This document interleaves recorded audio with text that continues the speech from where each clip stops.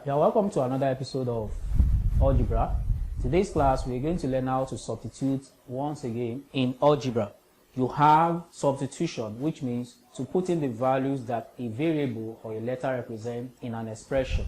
So we have some expression on the board. If A is 1, B is 2, C is 3, M is 4, and N is 5. We have to find the value of the following. So let's get on with it. We have C squared plus M over N squared plus A. C is 3 squared plus M is 4 over N is 5. So that's 5 squared plus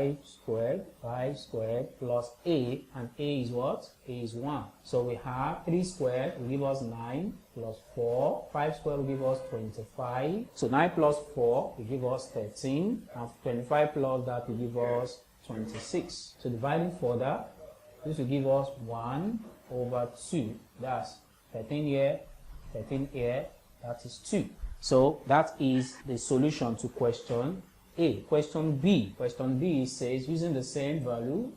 Question B, you have roots n plus b plus a. So substituting the values of the variables respectively, have roots n is 5. So we put 5 into bracket 5 plus b. B is 2. We put 2, then A is 1. We substitute that as well. So we have roots 5, 7 plus 1. So solving further, we have 5 times 7, 35 plus 1, which is, and square root of 36 will give you plus 6. So that's the solution, and that's how to substitute variables in an algebraic expression. Hope you understand this. Solve more questions, and hope to see you in the next class.